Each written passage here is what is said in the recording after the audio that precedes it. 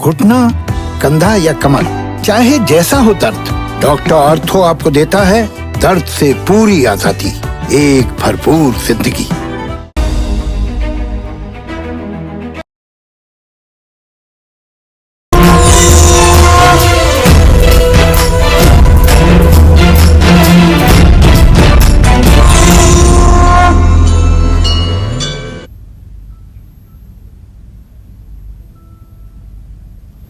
नमस्कार, आप देख रहे हैं कालचक्र। आपके साथ मैं हूं अभिलाषा पाठक और मेरे साथ हैं प्रश्न कुंडली विशेषज्ञ पंडित सुरेश पांडे जी। बहुत बहुत स्वागत है पंडित जी आपका। धन्यवाद। गलत तरीके से चढ़ाएंगे देवी देवताओं को फूल तो नहीं मिलेगा आपको पूजा पाठ का फल। देखिए कालचक्र। जी हाँ, शास्त्रों के अनुसार देवी देवताओं को फूल बहुत ही प्रिय होते हैं। किसी भी पूजा पाठ, हवन या मांगलिक कार्यों में देवी देवताओं को फूल जरूर अर्पित किए जाते हैं, लेकिन देवी देवताओं को फूल चढ़ाने के कुछ नियम भी होते हैं और इन नियमों का पालन ना करने पर आपको इसके दुष्परिणाम भुगतने पड़ सकते हैं।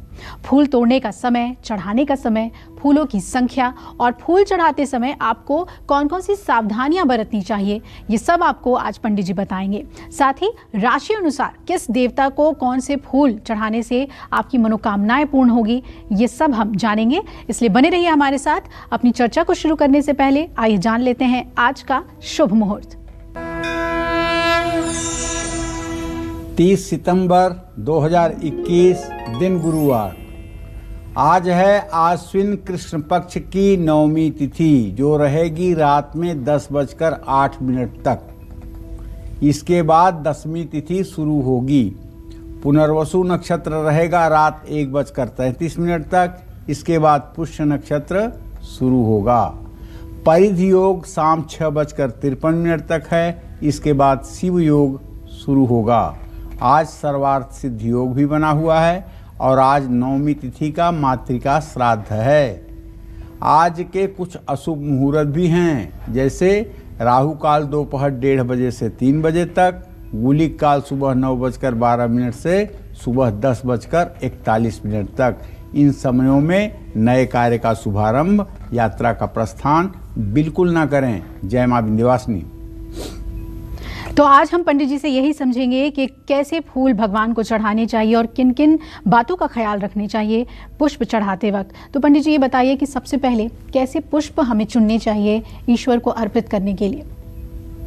सृष्टि में अभिलाषा पुष्प का बहुत महत्व है। सनातन धर्म में तो बिना पुष्प के पूजा ही साकार नहीं होती है। चाहे प्रत्यक्ष पुष्प चढ़ाया जाए या मानसिक पुष्प चढ़ाया जाए, पुष्प पूजा में जरूर होता है जी। मानसिक पूजा भी करोगे जिसमें कोई सामग्री नहीं लगती है, उसमें भी पुष्प की आवश्यकता है। आज जगत गुरु शंकराचार्य ने भगवती की मानस पूजा लिखी है जी। उसमें वर्णन आता है, कहलारोत्पल नाग केसर सरोजाख्यावली मालती मल्ली कैरव के तकादि कुसुमयी रक्ताश्वमाराधभी पुष्पै माल्य भरेण वै सुरभिणा नाना रसस्रोतसा ताम्रां भोजनिवासिनीं भगवतीं श्री चंडिकां पूजे। कितने पुष्पों का नाम लेकर के शंकराचार्य ने कहा है कि भगवती के ये कितने पुष्प जा करके भगवती की प्रसन्नता के लिए उनकी सेवा में अर्पित किए जाते हैं। ये मानस पूजा है। तो जब हम प्रत्यक्ष पूजा करते हैं तो प्रत्यक्ष पूजा में तो फूल होना ही चाहिए। फूल में अलग अलग तत्व होते हैं, जैसे पृथ्वी तत्व होने के कारण इनमें सुगंध होती है, अग्नि तत्व होने के कारण ये स्थूल रूप से दिखाई देते हैं, वायु तत्व होने के कारण इन्हें हाथों से स्पर्श किया जा सकता है, और देवी देवताओं को फूल चढ़ाते समय डंठल के साथ ही फूलों को अर्पित करना चाहिए। डंठल हमेशा देवता की ओर और पुष्प दल को अपनी ओर रख करके ही फूल चढ़ाना चाहिए। जैसे भगवान शिव की उपासना में अगर आप बेलपत्र अर्पित कर रहे हैं तो बेल के पत्तों को चढ़ाते समय इन्हें उल्टा करें, यानी बेल के पत्तों का मुख अपनी ओर और डंठल भगवान शिव की ओर करें। डंठल में देव तत्वों की उत्पत्ति होती है। फूल के मध्य में देवताओं के तत्व कार्यरत रहते हैं। फूलों की पंखुड़ियों से पूजा करने वालों को देव तत्व प्राप्त होता है। फूलों से पूजा करने वालों को सुगंध के रूप में शक्ति की तरंगे प्राप्त होती हैं। देवता को अर्पित फूलों से 2-3 घंटे तक सकारात्मक ऊर्जा प्राप्त रहती है। फूल मुरझाने पर यह सकारात्मक ऊर्जा घटने लगती है। इसलिए कहा जाता है कि मुरझाए हुए फूलों की पूजा में इस्तेमाल कभी नहीं करना चाहिए। इस बात का सदैव ध्यान देना चाहिए। हर समय मुरझाए हुए फूलों को पूजा में अवॉइड करना चाहिए। ना हो आपके पास फूल, कोई बात नहीं, मानसिक फूल चढ़ा दीजिए, लेकिन सूखे हुए और मुरझाए हुए फूल देवी देवताओं के ऊपर नहीं चढ़ाने चाहिए। इस बात का शास्त्र आदेश करता है। जय मां विंध्यवासिनी। और आज हम ये भी जान रहे हैं पंडित जी से कि राशि अनुसार किस तरह के पुष्प आपको चढ़ाने चाहिए। तो आइए सबसे पहले बात करते हैं मेष राशि की। मेष राशि के लोगों को किस भगवान को कौन से फूल चढ़ाने चाहिए, साथ ही इन राशि वालों को अच्छी सेहत और किस्मत के लिए कौन सा पेड़ लगाना चाहिए, आइए जानते हैं। देखिए, सबसे पहले राशि क्रम में तो मेष राशि की बात होगी। तो ऐसे में मेष राशि का स्वामी मंगल है, ये आपको भी पता है। तो आपके लिए लाल रंग शुभकारी है। आपके लिए लाल रंग शुभ माना जाता है और आपके लिए भगवान शिव को कमल के फूल अर्पित करना महापुण्यदायी होता है। फूल चढ़ाकर मेष राशि के जातक ओम नागेश्वराय नमः इस मंत्र का जप करें। और मेष राशि के जातकों को चाहिए कि हर रोज खैर के पेड़ में, अगर खैर का पेड़ नज़दीक में है तो जल अर्पित करें। और मेष राशि वालों को आम या आंवले का पेड़ ज़्यादा से ज़्यादा लगाना चाहिए। इन पौधों से आपकी मान प्रतिष्ठा बढ़ेगी और आपका आय स्रोत भी बढ़ेगा। जय मां विंध्यवासिनी। वृषभ राशि की भी हम बात करेंगे, लेकिन उससे पहले कालचक्र दर्शक स्नेहा हमारे साथ जुड़ गई हैं लखनऊ से। स्वागत है स्नेहा जी, पूछिए क्या जानना चाहती हैं आप। जी हाँ, प्रणाम पंडित जी। हाँ, सदा सुखी रहो बेटा। हाँ पंडित, मुझे अपने बारे में सवाल करना है। मेरा नाम स्नेहा है। मेरी डेट ऑफ बर्थ है 5 अक्टूबर 1994। क्या जान? हेलो। हाँ स्नेहा, बोलो क्या जानना चाहती हो बेटा। मेरी डेट ऑफ बर्थ है 5 अक्टूबर 1994। जी। जी, मुझे शादी कब तक होगी और शादी के बाद का भविष्य कैसा रहेगा, जीवन साथी कैसा मिलेगा? मुझे तो दिख रहा है कि शादी का संयोग तो बना हुआ है। शादी के संयोग में अब बिल्कुल भी विलंब की स्थिति नहीं है। सूर्य शनि की पंचम नवम स्थिति है, अर्थात मैं ये कह सकता हूँ कि इस समय चल रहा है महीना अक्टूबर, कल से चालू हो जाएगा। तो अक्टूबर, नवंबर, दिसंबर, जनवरी, फरवरी में आपकी रिंग सेरेमनी हो जाएगी और ज़्यादा से ज़्यादा मार्च अप्रैल तक आपकी शादी हो जाएगी और आपको योग्य और मतलब कि बहुत ही सुव्यवस्थित जीवन साथी मिलेगा। आपका वैवाहिक जीवन भी बहुत अच्छा रहेगा। वैवाहिक जीवन ठीक रहने का कारण है कि आप समझदार हैं, आप परिस्थितियों के साथ तालमेल बना लेती हैं, ये आपकी क्वालिटी है। बस आपको सोमवार का व्रत करना है, भगवान शिव को जल, दूध, बेलपत्र अर्पित करना है और एक घी का दिया जलाना है। ये उपाय अगर आपने 16 सोमवार कर लिया तो समझ लीजिए आपने संसार को जीत लिया और आपकी मनोकामना पूरी होगी। जय मां विंध्यवासिनी। और आइए बात करते हैं वृषभ राशि की। वृषभ राशि वाले किस देवता को कौन से फूल चढ़ाएं, साथ ही इन राशि वालों को अच्छी सेहत और किस्मत के लिए कौन सा पेड़ लगाना चाहिए, जानते हैं। आप जानते हैं वृषभ माने बैल भी होता है और बैल भगवान शिव का वाहन भी है। नंदी तो बैल ही है ना जो भगवान शिव के वाहन है। और वृषभ राशि के जातकों के स्वामी शुक्र हैं। तो ऐसे में वृषभ राशि वालों को भगवान शिव को चमेली और सफ़ेद मंदार के फूल अर्पित करने चाहिए। भगवान शिव को सफ़ेद फूल बहुत पसंद हैं, ये बात खूब ध्यान से सुन लीजिए। कष्टों के निवारण के लिए रुद्राष्टक जो रामचरितमानस में लिखा हुआ है, नमामि समीशान निर्माण रूपम विभुम व्यापकम ब्रह्म वेद स्वरूपम अजम निर्गुणम निर्विकल्पम निरीहम चिदाकाशम आकाशवासम भजे हम। इस तरह से रुद्राष्टक का भाव विभोर होकर के पाठ करना चाहिए। वृषभ राशि वालों को गूलर के पेड़ पर हर दिन 1 लोटा जल चढ़ाना चाहिए, लेकिन आसान नहीं है कि सबके घर के पास गूलर का पेड़ हो। बहुत लोग तो गूलर का नाम भी सुनते हैं तो यहाँ दिल्ली में बहुत लोग कहते हैं ये गूलर क्या है, क्योंकि हमारे उत्तर प्रदेश में पूर्वी उत्तर प्रदेश में तो गूलर ही कहा जाता है। और यही एक ऐसी वनस्पति है जिसके बारे में लोग ये कहते हैं कि जो व्यक्ति काफ़ी दिनों के बाद दिखाई देता है उसके लिए लोग एक मुहावरा प्रयुक्त करते हैं, अरे आप तो गूलर के फूल हो गए हैं। गूलर का फूल मतलब जो कभी ना दिखाई दे। गूलर एक ऐसा वृक्ष है जिसमें फूल कभी लगता ही नहीं है, सीधे फल लगता है। तो इसलिए लोग गूलर के फूल को मुहावरे के रूप में प्रयुक्त करते हैं। तो गूलर, अशोक और जामुन के पौधों को ज़्यादा से ज़्यादा लगाना चाहिए। इससे पुनर्जन्म के अशुभ कर्मों के जो दोष हैं उनका शमन होता है और शुभ कर्मों का उदय होता है, इसमें संशय नहीं है। जय मां विंध्यवासिनी। किस तरह के पुष्प भगवान को बिल्कुल नहीं चढ़ाने चाहिए ये हम जानेंगे पंडित जी से, लेकिन उससे पहले कालचक्र दर्शक प्रिया हमारे साथ जुड़ रही हैं उधमपुर से। स्वागत है प्रिया जी आपका, पूछिए आप क्या जानना चाहती हैं।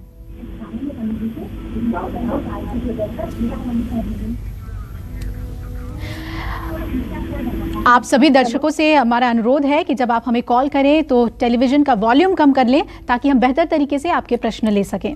आइए अब चर्चा में आगे बढ़ते हैं और पंडित जी से जानते हैं कि देवी देवताओं को कौन से फूल बिल्कुल नहीं चढ़ाने चाहिए, साथ ही कौन सा फूल अब कब तक बासी नहीं होता, ये पंडित जी जानना बहुत ज़रूरी है, क्योंकि कई बार हम बाजार से भी पुष्प लाते हैं तो क्या ये बासी हो जाता है, इसे नहीं चढ़ाना चाहिए? देखो, सही बात तो ये है अभिलाषा, यद्यप शुद्धम लोक विरुद्धम ना करणीयम ना चरणीयम। यद्यपि शुद्ध हो लेकिन अगर लोक मत के विरुद्ध हो तो न उसको करो न उसका आचरण करो, ये नीति कहता है। जैसे भगवान शिव की आराधना करने के लिए गाय का ही दूध कहा गया है कि गाय के दूध से भगवान शिव का अभिषेक करिए।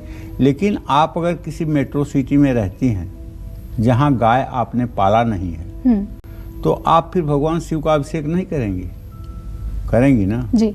तो जो दूध आपको मिलता है वही आप गाय का दूध मान लीजिए। इसी तरह से पुष्प की बात है जी। पहले लोग घरों पे अपने फूल का पेड़ लगाते थे, उसका ताजा फूल तोड़ करके देवताओं को चढ़ाते थे। लेकिन जब आप शहर में हैं और आपके पास फूल के पौधे नहीं हैं, दुकान से आपको फूल खरीदना जरूरी है, तो अगर फूल मुरझाए हुए नहीं हैं तो जिस समय आप दुकान से खरीदते हैं उसी समय उसको आप ताजा मान लीजिए। भगवान को जो भी फूल चढ़ाया जाता है उसे निर्माल्य कहा जाता है। इसलिए गले हुए फूल, कीड़ा लगा हुआ फूल, धरती पर गिरा हुआ फूल भगवान को कभी भूल करके भी नहीं चढ़ाना चाहिए। फूल न चढ़ाइए अच्छी बात है, लेकिन ऐसा फूल चढ़ा करके नरक में जाने का रास्ता न बनाइए। ऐसा फूल न भगवान को चढ़ाएं जिसमें से दुर्गंध आ रही हो या जिसकी पत्तियां टूटी हुई हों। दूसरे से मांगे हुए और चुराए हुए फूल भी देवी देवताओं को कभी नहीं चढ़ाना चाहिए। पेड़ पौधों से सिर्फ खिले हुए फूल डंठल के साथ देवी देवताओं को उपासना के लिए तोड़ना चाहिए। कभी भी कलियां, मुरझाए हुए फूल तोड़कर अर्पित ना करें। फूलों को हमेशा उनकी डंठल और ब्रह्मदल के साथ ही तोड़कर अर्पित करें। बेलपत्र 30 दिनों तक बासी नहीं होता है। चंपा के फूल 9 दिनों तक बासी नहीं होते हैं। मोगरे का फूल 4 दिनों तक बासी नहीं होता है। कनेर के फूल 8 दिनों तक बासी नहीं होते हैं। समी के फूल 6 दिन तक बासी नहीं होते हैं। केवड़े का फूल 4 दिन तक बासी नहीं होता है। कमल का फूल 8 दिन तक बासी नहीं होता है। और तुलसी के पत्ते 11 दिनों तक बासी नहीं होते हैं। इनका प्रयोग किया जा सकता है। अगर फ्रिज में आप शुद्धता के साथ इन्हें रख सकते हैं तो ये फूल इतने दिनों तक प्रयोग में आएंगे और ये बासी की श्रेणी में नहीं होंगे। जय मां विंध्यवासिनी। तो कौन कौन से फूल कितने दिन तक ताज़े माने जाते हैं वो भी पंडित जी ने आपको बताया। आइए अब मिथुन राशि की बात करते हैं कि मिथुन राशि वालों को किन देवता को कौन से फूल चढ़ाने चाहिए, साथ ही इन राशि वालों को अच्छी सेहत और किस्मत के लिए कौन सा पेड़ जरूर लगाना चाहिए, जानते हैं। देखिए, मिथुन राशि का स्वामी बुध है। आपको चाहिए कि आप भगवान शिव को बेलपत्र जरूर अर्पित करें, क्योंकि बिना बेलपत्र के भगवान शिव की पूजा ही अधूरी है। और यथासंभव एक माला गले में पहनिए रुद्राक्ष की और एक माला हाथ में लीजिए रुद्राक्ष की, और ओम नमः शिवाय, ओम नमः शिवाय, ओम नमः शिवाय इसका जप अविरल करते रहिए और हर दिन अपामार्ग के पौधे में 1 लोटा जल जरूर चढ़ाना चाहिए। ये अपामार्ग को चिचिड़ा भी कहते हैं। इससे आर्थिक स्थिति मजबूत होगी। मिथुन राशि वालों को बरगद या बांस का पौधा लगाने से शत्रुओं का भय समाप्त हो जाएगा और त्रिदोष, वात, पित्त, कफ इसका भी नाश हो जाएगा। एक सौम्य और सुखदायी जीवन हो जाएगा। जय मां विंध्यवासिनी। कर्क राशि वालों के लिए भी हम बताएंगे कि उन्हें किस देवता को कौन से पुष्प चढ़ाने चाहिए, लेकिन उससे पहले कालचक्र दर्शक हमारे साथ जुड़ रहे हैं, उन्हें शामिल कर लेते हैं। उदय हैं हमारे साथ लखनऊ से। उदय जी, स्वागत है आपका कालचक्र में। पूछिए क्या जानना चाहते हैं आप। उदय जी, टीवी का वॉल्यूम कम कर लीजिए, फिर प्रश्न पूछिए। पंडित जी चरण स्पर्श। सदा सुखी रहिए। और बेटे का नाम है अतुल जी। इसकी डेट ऑफ बर्थ है 15 जून 1992 जी। और जी बोलिए उदय जी। उदय जी बोलिए। 12:50 दोपहर। जी, क्या जानना चाहते हैं? इसका औरैया जनपद है और ये कब तक जॉब लगेगी और कब तक शादी होगी? ऐसा है उदय जी, आपने जो प्रश्न किया है अतुल के लिए, तो उसके बारे में मैं बताऊं कि 10वें भाव में चंद्रमा बैठा हुआ है। नौकरी में तो ज़्यादा विलंब की स्थिति नहीं दिखाई दे रही है। नौकरी अभी से लेकर के मार्च अप्रैल तक लग ही जाएगी, इसमें कोई दो राय नहीं है। लेकिन सरकारी नौकरी ही लगेगी ऐसा कुछ नहीं कहा जा सकता है। जहाँ तक विवाह का प्रश्न है तो चंद्रमा से 7वें भाव का स्वामी बृहस्पति बुध से चतुर्थ दशम की स्थिति में है। अभी विवाह में विलंब बना हुआ है। विवाह नवंबर-दिसंबर 2022 में होने की संभावना है। और आपको चाहिए कि आप अपने पुत्र जी से ये कहें कि दुर्गा सप्तशती में अर्गला स्तोत्र में एक मंत्र है। वो मंत्र ये है, पत्नीम मनोरमाम देहि मनोवृत्तानुसारिणीम तारिणीम दुर्ग संसार सागरस्य कुलोद्भवाम। इस मंत्र का नवरात्र में अगर 100 माला जप 9 दिनों के अंदर कर लिया जाए तो निसंदेह इस संसार सागर से पार उतारने वाली देवी स्वरूपा कन्या विवाह के रूप में प्राप्त होगी। तो इसी नवरात्र में जो 7 अक्टूबर से शुरू हो रहा है, जो 14 अक्टूबर तक रहेगा, इन 8 दिनों में 100 माला जप सुबह शाम मिला करके अगर कर लें तो निसंदेह एक दिव्य और अत्यंत उत्तम धर्म भार्या की प्राप्ति होगी। इसमें संशय नहीं है और इसमें शर्म की भी बात नहीं है। जीवन संगिनी को पाने के लिए तपस्या करना कोई बुरी बात नहीं है। माँ पार्वती भगवान शिव को मनपसंद वर प्राप्त करने के लिए अगर तपस्या कर सकती हैं तो कोई वर अगर मनपसंद पत्नी चाहता है तो उसे भी तपस्या करनी चाहिए। जय मां विंध्यवासिनी। और एक और कालचक्र दर्शक हमारे साथ जुड़ रही हैं, किरण हैं दिल्ली से। किरण जी, स्वागत है आपका। पूछिए क्या जानना चाहती हैं आप। नमस्ते पंडित जी। हाँ, सुखी रहो किरण। पंडित जी, मैं दिल्ली से बात कर रही हूँ। मेरा जन्म डेट है 4 जून 1984। जी पंडित जी, मैं ये जानना चाहती हूँ कि एक तो मेरी तबीयत बहुत खराब रहती है अचानक, और एक मेरे हस्बैंड काम वाम करते हैं तो कोई लगा बंदा काम नहीं है अभी तक, और एक हमारा मकान कब तक हो पाएगा? किरण, प्रश्न के हिसाब से ये लग रहा है बेटा कि तुम्हारा जो है 6ठे भाव का केतु इस बात का संकेत कर रहा है कि तुम्हारे शरीर में एक तो नसों का खिंचाव होता है और दूसरी बात मंगल सूर्य के कारण कुछ रक्त संबंधी बीमारी है जो हर समय तुम्हें मुरझाया हुआ स्वरूप प्रदान करता है। तो आपको अगर ठीक होना है तो आप भगवान गणेश की पूजा शुरू करिए। ओम गंग गणपतये नमः इस मंत्र का 10 माला रोज जप करिए और हिम्मत करके आपको बुधवार के दिन गणेश मंदिर में जाना चाहिए, गणेश चालीसा का पाठ भी करना चाहिए और गणेश जी को घी का दिया जलाकर आरती भी करनी चाहिए। जहाँ तक आपके पति देव के भविष्य का प्रश्न है तो देखो, तुम्हारे पति भाव का स्वामी बृहस्पति है, उससे 10वें भाव का स्वामी बुध है। अभी आपके पति की आजीविका सेट नहीं हुई है।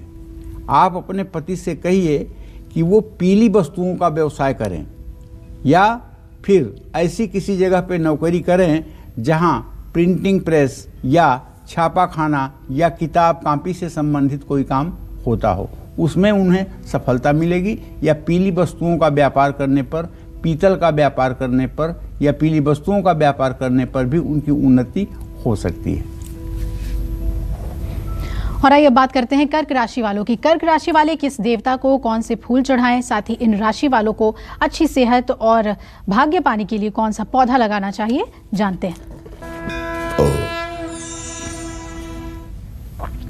कर्क राशि का स्वामी चंद्रमा है, आपको भी पता है, जिन्हें भगवान शिव ने अपनी जटाओं में धारण कर रखा है। भगवान शिव के माथे पर चंद्रदेव विराजमान हैं। कर्क राशि के लोगों को शिवलिंग का विधिवत पूजन करके और मलयागिर चंदन पत्थर पर घिस करके विधिवत लेप करना चाहिए। और सफ़ेद मंदार, जिसको अकवन भी कहते हैं, आक भी कहते हैं, उसके फूलों की मंजरी अर्पित करनी चाहिए। और शिव उपासना में सब कुछ करने के बाद दोनों हाथों में फूल लेकर के रुद्राष्टाध्यायी का पाठ करना चाहिए।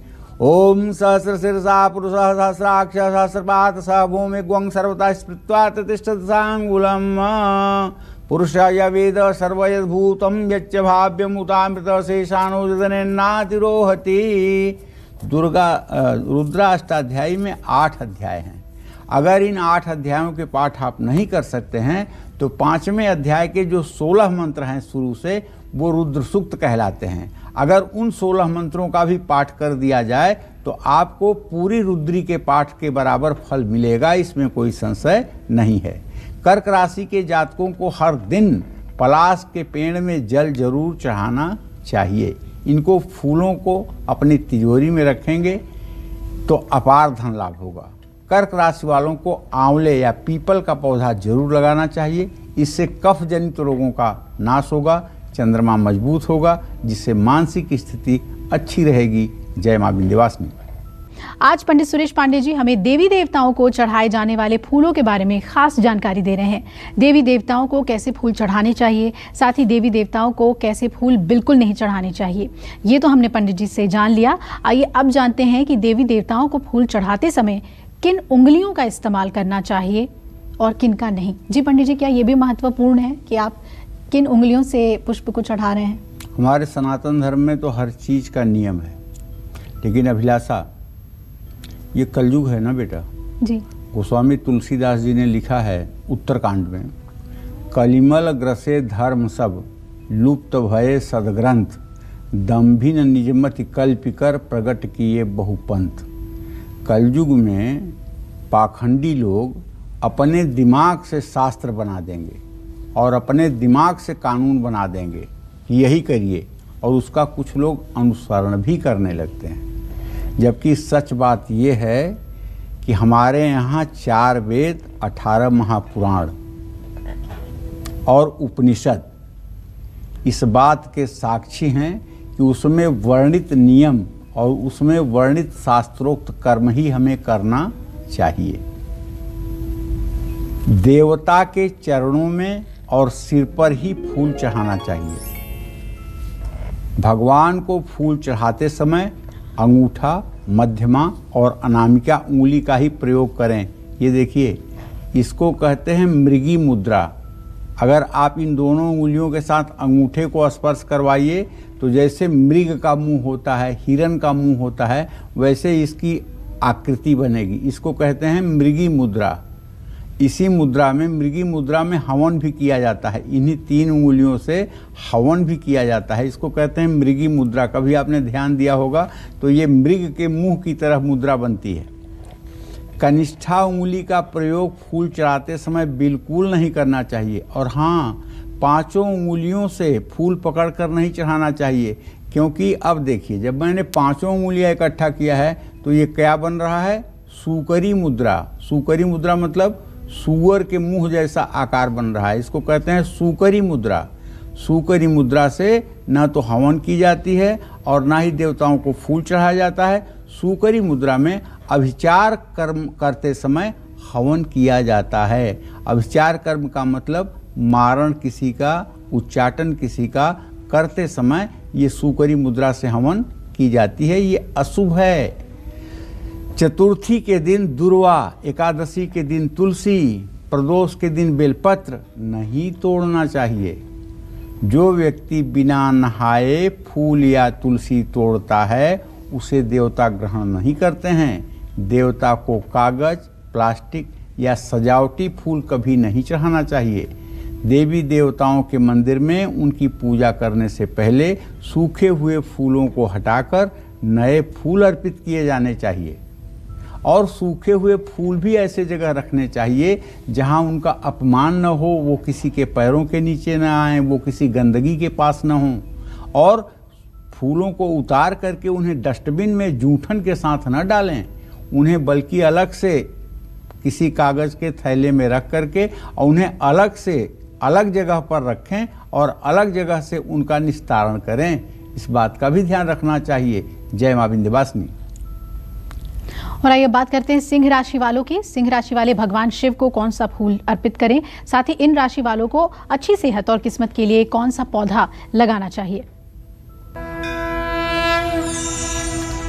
देखिए, सिंह राशि के स्वामी देव सूर्य भगवान हैं और भगवान शिव की आराधना में सिंह राशि के जातकों को चाहिए कि लाल रंग के कनेर का फूल चढ़ाएं।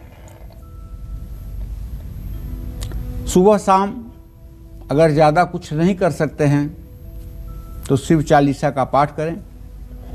हर रोज 1 लोटा जल सफ़ेद मंदार के पौधे के जड़ में दें। रविवार को सफ़ेद मंदार के फूल आप तिजोरी में रखेंगे तो इससे आपका भाग्य सहायक होगा। सिंह राशि के जातकों को बरगद या जामुन का पौधा लगाना चाहिए। इससे पित्त संबंधी रोगों का शमन होता है, व्यक्ति की बौद्धिक क्षमता बढ़ती है। और एक बात जान लीजिए, अगर किसी व्यक्ति ने अपने जीवन में एक भी वृक्ष नहीं लगाया है तो वो चाहे जितना बड़ा पुण्यात्मा हो, उसका जन्म लेना इस धरती पर बेकार है। और अगर किसी व्यक्ति ने इस धरती पर अधिक से अधिक वृक्षों को निस्वार्थ भाव से लगाया है और उसमें भी पीपल, बरगद, आंवला ऐसे वृक्षों को अगर लगाया है तो अगला जन्म तो अच्छा होगा ही, यह जन्म भी आप समाज के लिए अच्छा कर रहे हैं, क्योंकि इससे वातावरण शुद्ध होगा और सृष्टि का विकास होगा। और जब भगवान की सृष्टि का विकास होगा तो भगवान की कृपा दृष्टि आप पर अनायास बन जाएगी और आपके पितर दूध पिएंगे।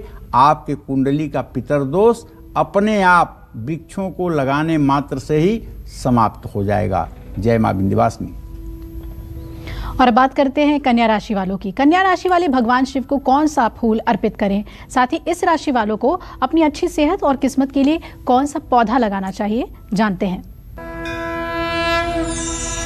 देखिए, कन्या राशि के जातकों से तो ये कहना चाहूँगा कि आपका राशि स्वामी बुध है, जो ग्रहों में राजकुमार माना जाता है। आपको भगवान शिव को बेलपत्र जरूर अर्पित करना चाहिए। ओम नमः शिवाय इस मंत्र का अनवरत जप करना चाहिए और हर दिन अपामार्ग, जिसको चिचिड़ा भी कहते हैं, उसके पौधे में 1 लोटा जल जरूर चढ़ाना चाहिए। इससे आपकी आर्थिक स्थिति मजबूत होगी, इसमें कोई संशय नहीं है। कन्या राशि वालों को अमरूद, बेल का पौधा जरूर लगाना चाहिए। इससे बात रोगों का नाश होने के साथ साथ शत्रुओं का भी भय समाप्त हो जाता है। जो लोग बेलपत्र का पेड़ लगाते हैं और उस बेलपत्र के पेड़ से बेलपत्र तोड़कर जो भी व्यक्ति भगवान शिव के ऊपर चढ़ाता है, उसका 10% पुण्य उस बेलपत्र लगाने वाले व्यक्ति को अनायास प्राप्त हो जाता है। जैसे आप बैंक में पैसा जमा करके और कुछ नहीं करते हैं तो भी आपको ब्याज मिलता है फिक्स डिपॉजिट पर, उसी तरह से ये वृक्ष आपके लिए फिक्स डिपॉजिट के पेड़ हैं। अगर आपने लगा दिया बेल के पेड़, आंवले का पेड़ आपने लगा दिया, पीपल का पेड़ आपने लगा दिया, तो आपने अब बहुत बड़ी अपनी फिक्स डिपॉजिट कर ली है। वो हर महीने आपके खाते में क्रेडिट होता रहेगा और आप देखिए कि आपका भाग्य कैसे चमकता है। ये केवल बात नहीं है, ये सच्चाई है। इस तरह से आप करके देखें, अगर आपके ज़िंदगी में परिवर्तन ना शुरू हो जाए तब आप कहिएगा। जय माँ विंध्यवासिनी। भगवान गणेश, भगवान शिव, माँ दुर्गा, श्री कृष्ण, श्री राम और हनुमान जी को कितनी संख्या में फूल चढ़ाने चाहिए, आइए जानते हैं पंडित जी से। जी पंडित जी। देखिए, वैसे तो यथासंभव पुष्प जो भी आपको मिल जाए वो संख्या में आपको चढ़ा देना चाहिए, लेकिन अगर फूल की उपलब्धता है तो भगवान शिव को 10 की संख्या में फूल अर्पित करना चाहिए। माँ दुर्गा को 9 की संख्या में फूल अर्पित करना चाहिए। भगवान श्री कृष्ण को 3 फूल अर्पित करें या 1 फूल अर्पित करें या सहस्र फूल अर्पित करें, बराबर है। श्री राम की प्रतिभा पर 4 फूल अर्पित करना चाहिए। हनुमान जी को 5 फूल अर्पित करना चाहिए। भगवान गणेश के मंदिर में 8 फूल अर्पित करना चाहिए। इस तरह से फूलों को अगर गिन करके अर्पित करना है तो ऐसे करें, और नहीं तो श्रद्धा भाव से यथासंभव जो पुष्प मिल जाएं वो आप अर्पित करें। इसमें गणना करने के चक्कर में ना पड़ें कि इससे अपने दिमाग में किसी तरह की बात ना पालें कि अरे मैंने तो 8 नहीं चढ़ाया तो फल नहीं मिला, मैंने तो 6 नहीं चढ़ाया तो फल नहीं मिला। अरे आपने श्रद्धा से जो चढ़ाया उसी से आपको फल मिलने वाला है, चाहे वो 8 हो और चाहे वो 10 हो। भगवान क्रियाग्राही नहीं है, भगवान भावग्राही है। भगवान आपके फूलों का मोहताज नहीं है, भगवान आपके भावना का मोहताज है। आप किस भावना से कैसे समर्पित कर रहे हो, जरा ये भगवान देखना चाहते हैं। आप क्या अर्पित कर रहे हो इससे कोई मतलब नहीं है। इसीलिए तो दुर्योधन के घर मेवा त्यागे, साग विदुर घर खाए। दुर्योधन के घर 56 प्रकार का भोजन बना था, लेकिन उसे ठोकर मार दिया था भगवान ने, और विदुर के घर में साग खा लिए थे। क्यों? भगवान भावग्राही है। तो जितना फूल खिला हुआ होना चाहिए उतना हमारा भाव भी खिला होना चाहिए भगवान के लिए, उतना हमारा परिष्कृत मस्तिष्क भी खुला होना चाहिए ईश्वर के लिए। जय मां विंध्यवासिनी। और अब बात कर लेते हैं तुला राशि की। तो तुला राशि वाले भगवान शिव को कौन सा पुष्प अर्पित करें, साथ ही इन राशि वालों को अपनी अच्छी सेहत और किस्मत के लिए कौन सा वृक्ष लगाना चाहिए, जानते हैं। देखिए, तुला राशि का स्वामी शुक्र है। तुला राशि के जातकों को बताना चाहूँगा कि भगवान शिव की आराधना करते समय आपको चमेली और सफ़ेद मंदार के पुष्प अर्पित करने चाहिए। कष्टों के निवारण के लिए रुद्राष्टक का पाठ भी करना चाहिए। रुद्राष्टक तो एक ऐसा पाठ है जिसका अगर सुबह शाम कोई व्यक्ति नित्य पाठ करता हो तो मैं दावे के साथ कह सकता हूँ 2 चीज़ें तो उसके साथ होंगी। पहला तो उसके चेहरे का आभा मंडल बढ़ा रहेगा, और दूसरा ऐसा व्यक्ति चाहकर भी कभी कुमार्ग पर नहीं जाएगा, वो सतमार्ग पर ही रहेगा। उसे कोई व्यक्ति गलत रास्ते पर नहीं चला पाएगा, उसे गलत संगति बिगाड़ नहीं पाएगी। इसलिए समस्त लोगों को आवश्यक है कि सुबह शाम 2 मिनट लगेगा रुद्राष्टक का पाठ पढ़ते हुए भगवान शिव का अपने त्रिकुटी पर ध्यान करना चाहिए। कपूर वर्ण के भगवान शिव समाधि की अवस्था में आपके इस आज्ञा चक्र पर त्रिकुटी पर विराजमान है, और ऐसा आप आंख बंद करके ध्यान करते हुए तब रुद्राष्टक का पाठ कर रहे हैं। जीवन धन्य हो जाएगा। तुला राशि वालों को गूलर के पेड़ पर हर दिन 1 लोटा जल डालना चाहिए, और आपको मौलीश्री, अर्जुन या चीकू के पौधे ज़्यादा से ज़्यादा संख्या में लगाना चाहिए। इससे बात रोगों का नाश होने के साथ साथ पूर्व जन्मों के कष्टों से भी मुक्ति मिलेगी। जय मां विंध्यवासिनी। और आइए अपनी चर्चा को आगे बढ़ाते हैं। तो देवता को अर्पित किए जाने वाले फूल सूंघना बहुत ही गलत है और इससे आपकी पूजा निष्फल हो जाती है। पंडित जी, इस बारे में हमें और बताइए। जो बहुत गलत है, अगर आपने किसी फूल को सूंघ लिया और आपने ले जा करके उसे देवता पर चढ़ा दिया, ये तो आपने अनर्थ कर दिया। फूलों में देव तत्व को आकर्षित करने और सोखने की क्षमता होती है। जब हम फूल की खुशबू सूंघते हैं तब हमारी सांस में मौजूद नेगेटिविटी और नेगेटिव एनर्जी फूल में प्रवेश कर जाती है और फूलों की देव तत्व को आकर्षित करने की क्षमता समाप्त हो जाती है। सूंघे हुए फूलों में प्राकृतिक रूप से मौजूद सत्व भी न्यून हो जाता है। ऐसे फूल मूर्ति पर चढ़ाने से मूर्ति में रजोगुण और तमोगुण को अवशोषित करने की क्षमता समाप्त हो जाती है। इसी कारण देवताओं को चढ़ाए जाने वाले फूलों को कभी भूल करके भी नहीं सूंघना चाहिए। जय मां विंध्यवासिनी। और आइए अब इंतजार कर रहे हैं वृश्चिक राशि वाले कि इन्हें भगवान शिव को कौन सा फूल चढ़ाना चाहिए, साथ ही इन राशि वालों को अच्छी सेहत और किस्मत के लिए कौन सा वृक्ष लगाना चाहिए। देखिए, वृश्चिक राशि के जातकों को बताना चाहूंगा, आपका राशि स्वामी मंगल है। आपके लिए लाल रंग शुभ माना जाता है। इसके लिए भगवान शिव को समी के फूल अर्पित करना चाहिए, महापुण्यदायी है। फूल चढ़ाकर वृश्चिक राशि के जातक ओम नागेश्वराय नमः इस मंत्र का जप जरूर करें।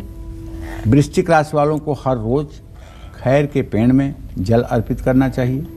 वृश्चिक राशि वालों को आंवले या नीम का पेड़ ज़्यादा से ज़्यादा लगाना चाहिए। इससे बात रोगों का नाश होने के साथ साथ आपकी मान प्रतिष्ठा भी बढ़ेगी। जय मां विंध्यवासिनी। धनु राशि वाले भगवान शिव को कौन सा फूल चढ़ाएं, साथ ही धनु राशि वालों को अच्छी सेहत और किस्मत के लिए कौन सा वृक्ष जरूर लगाना चाहिए, आइए जानते हैं। देखिए, धनु राशि के अब जातकों को बताना चाहूंगा कि आपका राशि स्वामी देवगुरु बृहस्पति हैं। ये धनु राशि के स्वामी माने जाते हैं। धनु राशि वालों को पीले रंग के फूलों से भगवान शिव का पूजा उपासना करनी चाहिए। खीर का प्रसाद भोग लगा करके शिवाष्टक का पाठ करना चाहिए। खीर में अगर संभव हो तो केसर जरूर डालें। रविवार को छोड़कर पीपल के पेड़ पर हर रोज जल चढ़ाएं। पीपल की समिधा को धन स्थान में रखने से लाभ प्राप्त होगा। धनु राशि के जातकों को कदम्ब और गूगल का पेड़ लगाने से पित्त संबंधी रोगों में आराम मिलेगा। इसके साथ ही रोगों का ज्ञान होगा, जिससे आप रोगों से बच पाएंगे।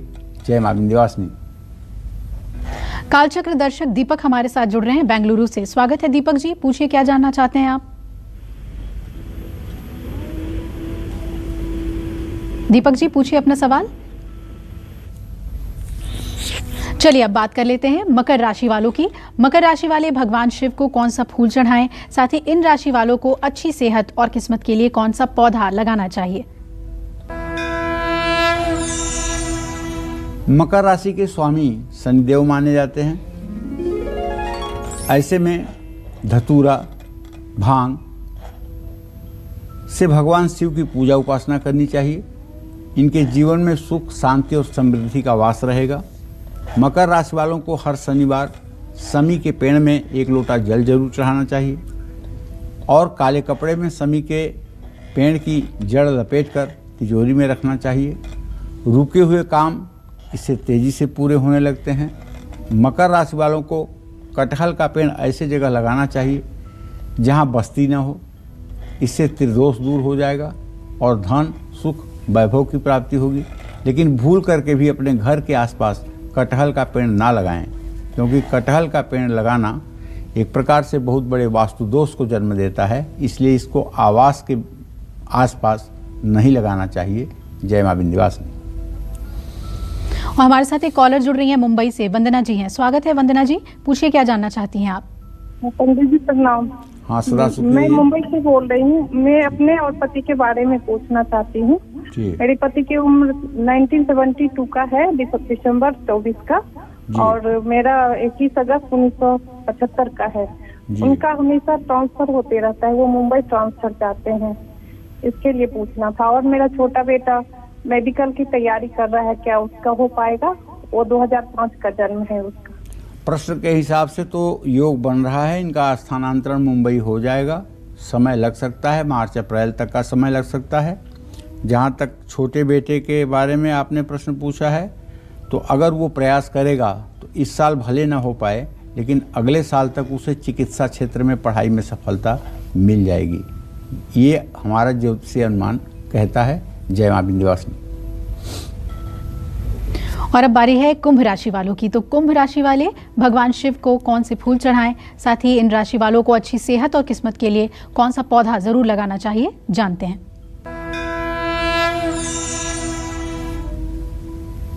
देखिए, कुंभ राशि का स्वामी शनिदेव हैं। नीले फूलों से भगवान शिव की पूजा की जाती है। इनके जीवन में सुख, शांति, समृद्धि का वास रहता है। कुंभ राशि के जातकों को हर शनिवार को समी के पेड़ में 1 लोटा जल डालना चाहिए। काले कपड़े में समी के पेड़ की जड़ लपेटकर तिजोरी में रखने से धन वृद्धि होती है। रुके हुए काम तेजी से पूरे होने लगते हैं। कुंभ राशि वालों को समी या आम का पेड़ लगाना चाहिए। इससे कफ रोग समाप्त हो जाता है। इसके साथ ही धन, सुख, वैभव और सब प्रकार की मनोकामनाओं की पूर्ति होती है। जय मां विंध्यवासिनी। कालचक्र दर्शक अशोक जी जुड़ रहे हैं कोलकाता से। स्वागत है अशोक जी, पूछिए अपना प्रश्न। गुरु जी प्रणाम। हाँ, सदा सुखी रहिए अशोक जी। गुरु जी, मेरा जन्म हुआ 1966 में दिन के 2:30 बजे जी। आज 60 बरस से अपना मकान बनाने की कोशिश कर रहा हूँ, मगर बन नहीं पा रहा।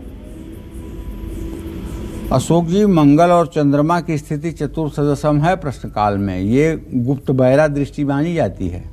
अभी संसाधनों के अभाव के कारण मकान की ठोस योजना साकार रूप नहीं ले पा रही है। अगर आप प्रयास करेंगे तो 17 जनवरी 2023 के बाद बहुत आसानी से आपका घर बन जाएगा। 17 जनवरी 2023 के बाद किया हुआ प्रयास आपका सफलतादायक होगा, इसमें कोई संशय नहीं है। जय मां विंध्यवासिनी। और हमारे साथ एक और कॉलर जुड़ गई है, रानी है दिल्ली से। रानी जी स्वागत है, पूछ लीजिए अपना प्रश्न। हाँ, प्रणाम पंडित जी। हाँ, सुखी रहो बेटा। हम रानी कुमारी बोल रहे हैं। हम अपने पति के बारे में पूछना चाह रहे हैं जी। 25 सितंबर 1983 मेरे पति धर्मेंद्र कुमार नाम हुआ। जी जी। हाँ, उनका भविष्य कैसा रहेगा, उनका प्रमोशन, और अभी जॉब कर रहे हैं वो सिविल एविएशन में। चलो रानी सुनो, तुम्हारे पति भाव का स्वामी मंगल है, उससे द्वितीय भाव का स्वामी शुक्र और सप्तम भाव का भी स्वामी शुक्र है। शुक्र और बृहस्पति की चतुर्सदशम स्थिति बनी हुई है, जो इस बात का संकेत है कि अभी तुम्हारे पति का भाग्योदय नहीं चल रहा है। अभी तुम्हारे पति के संघर्ष की स्थिति चल रही है। अभी किस्मत उनका साथ नहीं दे रही है। अभी वो जितना मेहनत कर रहे हैं, उतना पुरुषार्थ दिखा रहे हैं, उतना फल नहीं प्राप्त हो पा रहा है। ऐसे में उनका भाग्योदय हो जाए, इसके लिए आपको श्री सूक्तम के 16 मंत्रों का सुबह शाम पाठ करना चाहिए। श्री यंत्र की पूजा करनी चाहिए और सुबह शाम श्री यंत्र की कपूर से आरती करनी चाहिए। ये उपाय अगर आपने करना शुरू किया तो 1 साल के बाद आपके पति का भाग्योदय अपने आप हो जाएगा। जय मां विंध्यवासिनी। देवी देवताओं को चढ़ाए जाने वाले फूलों को किस समय तोड़ना नहीं चाहिए, आइए ये जानते हैं पंडित जी से। जी पंडित जी बताएं। देखो, सूर्यास्त के पहले का वातावरण सूर्यास्त के बाद के वातावरण की तुलना में ज़्यादा सात्विक होता है। सूर्यास्त के बाद वायुमंडल में विद्यमान रज, तम, ये सब चीज़ों की मात्रा बढ़ जाती है, जिससे अनिष्ट शक्तियों का संचार बढ़ जाता है। सूर्यास्त होने के बाद फूल और कलियों में रज और तम की मात्रा बढ़ जाती है। इन कलियों में देवताओं के पवित्रक आकर्षित करने की क्षमता बहुत कम रह जाती है। इसलिए हमें सूर्यास्त के बाद फूल पत्ती नहीं तोड़ना चाहिए। और अगर सीधी सी बात ये जानें कि सारी वनस्पतियाँ, सारे पेड़ दिन में ऑक्सीजन छोड़ते हैं और कार्बन डाइऑक्साइड सोखते हैं, लेकिन रात में ऑक्सीजन नहीं छोड़ते हैं। रात में उनके कार्बन डाइऑक्साइड की ही उनके साथ अधिकता होती है।